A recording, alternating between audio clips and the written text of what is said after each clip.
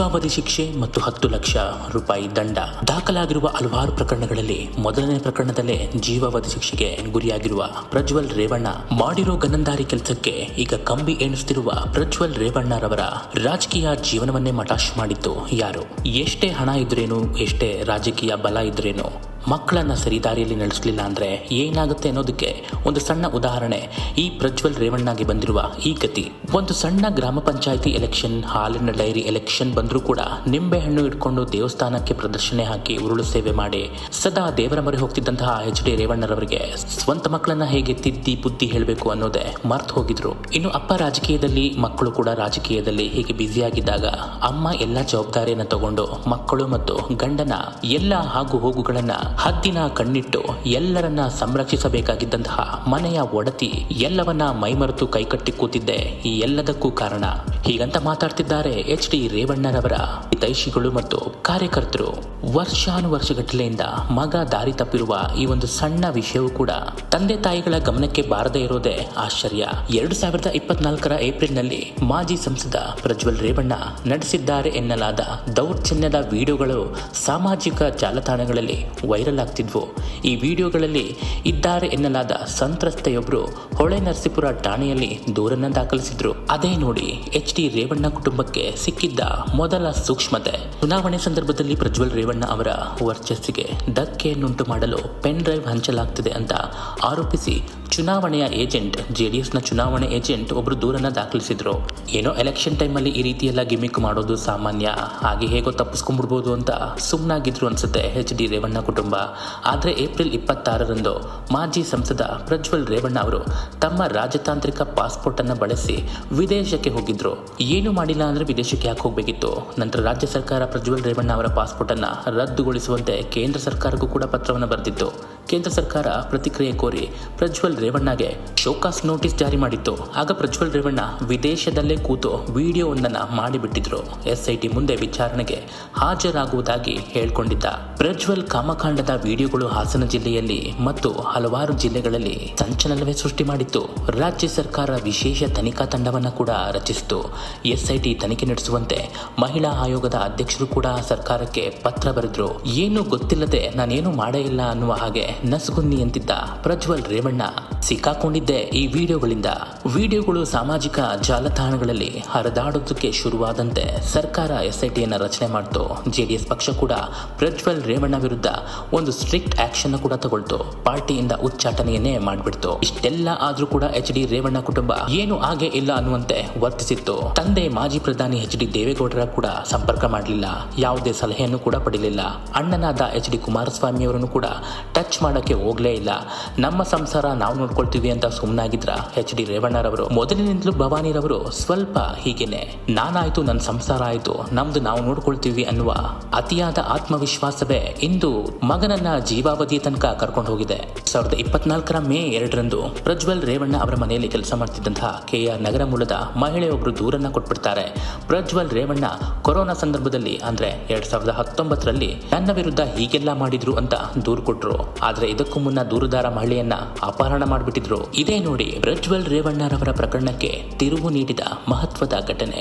ಅಪಹರಣಕ್ಕೆ ನೇರ ಕಾರಣವಾಗಿದ್ದು ಪ್ರಜ್ವಲ್ ರೇವಣ್ಣರವರ ತಂದೆ ತಾಯಿ ಎಚ್ ಡಿ ರೇವಣ್ಣ ಹಾಗೂ ಭವಾನಿ.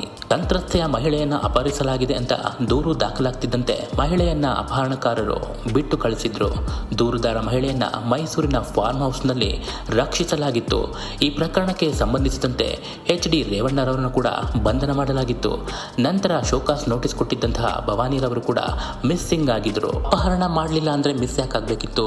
ಇದೇ ಭವಾನಿ ಮಾಡಿದ ದೊಡ್ಡ ಅನಾಹುತ. ಎಚ್ ಡಿ ರೇವಣ್ಣ ಮತ್ತು ಭವಾನಿರವರು ಇಟ್ಟ ಪ್ರತಿಯೊಂದು ಹೆಜ್ಜೆಯೂ ಕೂಡ ಪ್ರಜ್ವಲ್ ರೇವಣ್ಣರ ರಾಜಕೀಯ ಭವಿಷ್ಯ ಮತ್ತು ವೈಯಕ್ತಿಕ ಭವಿಷ್ಯಕ್ಕೆ ಮಾರಕವಾಗುವಂತಿತ್ತು. ನಂತರ ಮೇ 31ರಂದು ಬ್ಲೂ ಕಾರ್ನರ್ ನೋಟಿಸ್ ನ ಜಾರಿ ಮಾಡುತ್ತಿದ್ದಂತೆ ವಿದೇಶದಲ್ಲಿದ್ದ ಪ್ರಜ್ವಲ್ ರೇವಣ್ಣ ವಾಪಸ್ ಭಾರತಕ್ಕೆ ಬಂದ್ರು. ಭಾರತಕ್ಕೆ ಬರ್ತಿದ್ದಂತೆ ಪ್ರಜ್ವಲ್ ರೇವಣ್ಣರನ್ನ ಬಂಧನ ಮಾಡಲಾಯಿತು. ಪ್ರಕರಣದ ಪ್ರತಿಯೊಂದು ಇಂಚಿಂಚು ಮಾಹಿತಿಯನ್ನ ಪಡೆದು ತನಿಖೆಯನ್ನ ಮಾಡಿದಂತಹ SIT ರವರು ಸೆಪ್ಟೆಂಬರ್ 8ರಂದು ಅತ್ಯಾಚಾರ ಪ್ರಕರಣದ ತನಿಖೆಯನ್ನ ನಡೆಸಿ ಪ್ರಜ್ವಲ್ ರೇವಣ್ಣ ವಿರುದ್ಧ ಸಾಲು ದೋಷಾರೋಪ ಪಟ್ಟಿಯನ್ನ ಸಲ್ಲಿಸಿತು.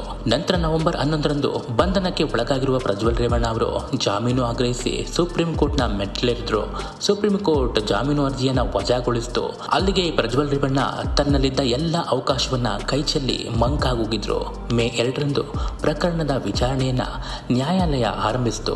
ಜುಲೈ 18ರಂದು ವಿಚಾರಣೆ ಪೂರ್ಣಗೊಂಡು ನ್ಯಾಯಾಲಯ ತೀರ್ಪನ್ನ ಕಾಯ್ದಿರಿಸಿತ್ತು. ಆಗಸ್ಟ್ 1ರಂದು ಪ್ರಜ್ವಲ್ ರೇವಣ್ಣ ದೋಷಿ ಅಂತ ಘೋಷಿಸಿದ್ದ ಜನಪ್ರತಿನಿಧಿಗಳ ನ್ಯಾಯಾಲಯವು ಆಗಸ್ಟ್ 2ರಂದು ಪ್ರಜ್ವಲ್ ರೇವಣ್ಣಗೆ ಜೀವಾವಧಿ ಶಿಕ್ಷೆಯನ್ನ ಪ್ರಕಟ ಮಾಡಿಯೇ ಬಿಟ್ಟಿದೆ. ಯಾವುದೇ ಕರುಣೆಯನ್ನು ತೋರದ ಕೋರ್ಟ್ ಕಠಿಣಾತಿ ಕಠಿಣವಾಗಿ ಜೀವನ ಪರ್ಯಂತ ಪ್ರಜ್ವಲ್ ರೇವಣ್ಣ ಜೈಲು ಶಿಕ್ಷೆಯನ್ನ ಅನುಭವಿಸುವಂತೆ ಮಾಡಿದೆ.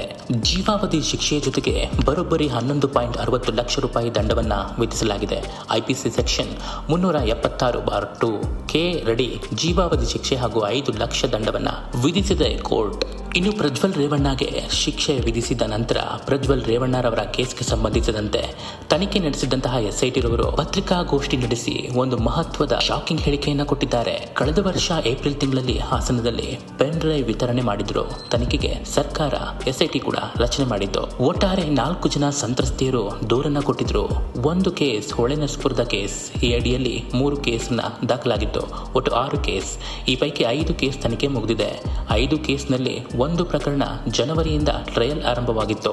3 ತಿಂಗಳಲ್ಲಿ 26 ವಿಟ್ನೆಸ್ಗಳನ್ನ ದಾಖಲೆ ಮಾಡಲಾಗಿದೆ. ಆರೋಪಿ ಪ್ರಜ್ವಲ್ ರೇವಣ್ಣ ಮೇಲೆ ತೀರ್ಪು ಪ್ರಕಟವಾಗಿದೆ. ದೋಷಿ ಅಂತ ಕೋರ್ಟ್ ಹೇಳಿದೆ. ನಾವು ಚಾರ್ಜ್ ಶೀಟ್ ಮಾಡಿದ ಸೆಕ್ಷನ್ಗಳಲ್ಲಿ ಅವರಿಗೆ ದೋಷಿ ಅಂತ ಹೇಳಿದೆ. 2 ಸೆಕ್ಷನ್ಗಳಲ್ಲಿ 10 ಲಕ್ಷ ದಂಡ ವಿಧಿಸಲಾಗಿದೆ. IT ಕಾಯ್ದೆ ವಿಡಿಯೋ ಮತ್ತು ಫೋಟೋ ತೆಗೆದಿರುವುದು ಕೂಡ ಸಾಬೀತುವಾಗಿದೆ. ಪ್ರಕರಣಕ್ಕೆ ಸಂಬಂಧಿಸಿದಂತೆ ಜಡ್ಜ್ಮೆಂಟ್ ವಿಳಂಬ ಮಾಡುವುದಕ್ಕೆ ಶತಪ್ರಯತ್ನ ಮಾಡಿದ್ರು ಅಂತ SIT ಅಧಿಕಾರಿ ಹೇಳಿದ್ದಾರೆ. ಆದ್ರೂ ಕೂಡ ಜಡ್ಜ್ಮೆಂಟ್ ತಡ ಮಾಡುವುದಕ್ಕೆ ಸಾಧ್ಯವಾಗಲಿಲ್ಲ. ಸಂತ್ರಸ್ತೆ ಸಮಾಜದ ಕೆಳ ಸಮುದಾಯದ ಮಹಿಳೆಯಾಗಿದ್ದಾರೆ. ತೀರ್ಪು ವಿಳಂಬ ಮಾಡುವುದಕ್ಕೆ ಆರೋಪಿ ಪರ ವಕೀಲರು ಸೇರಿ ಹಲವಾರು ಜನ ಪ್ರಯತ್ನ ಪಟ್ಟಿದ್ರು ಅಂತ ಹೇಳಿದ್ದಾರೆ.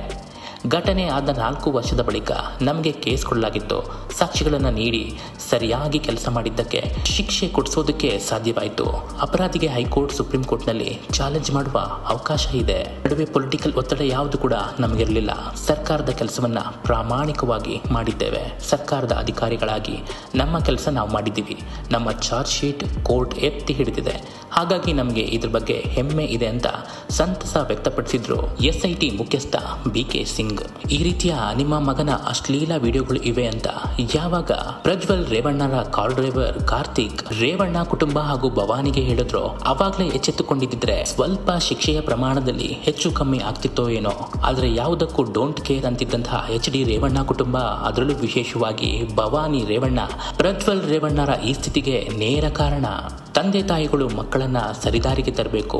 ರಾಜಕೀಯ ಕುಟುಂಬದಲ್ಲಿ ಬೆಳೆದು ಬಂದಿರುವ ಈ ಕುಟುಂಬ, ಅದರಲ್ಲೂ ವಿಶೇಷವಾಗಿ ಮಾಜಿ ಪ್ರಧಾನಿಯ ಕುಟುಂಬ ಈ ರೀತಿ ನಡ್ಕೊಂಡಿರೋದು ಎಷ್ಟರ ಮಟ್ಟಿಗೆ ಸರಿ? ಇದೆಲ್ಲವನ್ನ ಗಮನಿಸಿದ್ರೆ ಮಾಜಿ ಪ್ರಧಾನಿ ದೇವೇಗೌಡರ ಮಾತನ್ನೇ ಕೇಳ್ತಿರ್ಲಿಲ್ಲ ಅನ್ಸುತ್ತೆ HD ರೇವಣ್ಣ ಕುಟುಂಬ. ಹೀಗಾಗಿ HD ದೇವೇಗೌಡ ಮತ್ತು HD ಕುಮಾರಸ್ವಾಮಿ ಅವರು HD ರೇವಣ್ಣ ಕುಟುಂಬಕ್ಕೂ ನಮಗೂ ಸಂಬಂಧನೇ ಇಲ್ಲ ಅಂತ ಹಲವಾರು ಬಾರಿ ಸ್ಪಷ್ಟಪಡಿಸಿದ್ದಾರೆ. ಅವರ ಕುಟುಂಬವೇ ಬೇರೆ, ಅವರ ವೈಯಕ್ತಿಕ ಜೀವನಗಳೇ ಬೇರೆ, ನಮಗೂ ಅದಕ್ಕೂ ಸಂಬಂಧವಿಲ್ಲ ಅಂತ ಕಡ್ಡಿ ತುಂಡಾಗಿ ಹೇಳಿದ್ರು HD ಕುಮಾರಸ್ವಾಮಿ ಅವರು. ಸಣ್ಣ ಪುಟ್ಟದ್ದಕ್ಕೆಲ್ಲ ದೇವರ ಮೊರೆ ಹೋಗ್ತಿದ್ದಂತಹ ನಿಂಬೆಹಣ್ಣು ಸ್ವಾಮಿ HD ಕುಮಾರಸ್ವಾಮಿ ಅವರು ಸ್ವಂತ ಮಗನನ್ನ ಬಚಾವ್ ಮಾಡೋಕೆ ಆಗ್ಲಿಲ್ವಲ್ಲ ಅಂತ ಈಗ ಪರಿತಪಿಸ್ತಿದ್ದಾರೆ. ಯಾವ ನಿಂಬೆಹಣ್ಣು ಕೂಡ ವರ್ಕೌಟ್ ಆಗ್ಲಿಲ್ಲ, ಯಾವ ಉರುಳು ಸೇವೆ ಕೂಡ ವರ್ಕೌಟ್ ಆಗ್ಲಿಲ್ಲ. ಮಾಡಿದ ಪಾಪಕ್ಕೆ ಫಲವನ್ನ ಹಿಂದೆ ಅನುಭವಿಸಬೇಕಾಗಿದೆ HD ರೇವಣ್ಣರವರ ಕುಟುಂಬ. ಇನ್ನು ಜನಪ್ರತಿನಿಧಿಗಳ ಈ ತೀರ್ಪನ್ನ ಚಾಲೆಂಜ್ ಮಾಡಿ ಹೈಕೋರ್ಟ್ ಅಥವಾ ಸುಪ್ರೀಂ ಕೋರ್ಟ್ಗೆ ಅರ್ಜಿಯನ್ನ ಸಲ್ಲಿಸುವ ಸಾಧ್ಯತೆ ಇದೆ. ಮುಂದೆ ಏನಾಗುತ್ತೆ ಕಾದು ನೋಡಬೇಕು. ಇನ್ನು ಹಲವಾರು ಪ್ರಕರಣಗಳು ಬಾಕಿ ಇದ್ದು ಇನ್ನು ಯಾವ ಡಿಫ್ರೆಂಟ್ ಆಂಗಲ್ ಅಲ್ಲಿ ವಿಡಿಯೋಗಳನ್ನ ಮಾಡ್ಕೊಂಡಿದ್ದಾನೋ ಈ ಪ್ರಜ್ವಲ್ ರೇವಣ್ಣ ಗೊತ್ತಿಲ್ಲ. ಒಟ್ಟಾರೆ ಸಾಕ್ಷಿಗಾಗಿ ಸಂಘಟಿಸಿದಂತಹ ಈ ಹಲವಾರು ವಿಡಿಯೋಗಳನ್ನ ನೋಡಿ ಜಡ್ಜ್ ಅಂತೂ ದಂಗು ಬಡ್ದೋಗಿರ್ತಾರೆ. ಮತ್ತಷ್ಟು ರಾಜಕೀಯ ಸುದ್ದಿಗಳು ಹಾಗೂ ವಿಶ್ಲೇಷಣೆಗೆ ನೋಡ್ತಾ ಇರಿ BN TV ಕನ್ನಡ. ಯೂಟ್ಯೂಬ್ನಲ್ಲಿ ಸಬ್ಸ್ಕ್ರೈಬ್ ಆಗಿ ಹಾಗೂ ಫೇಸ್ಬುಕ್ನಲ್ಲಿ ಫಾಲೋ ಮಾಡಿ.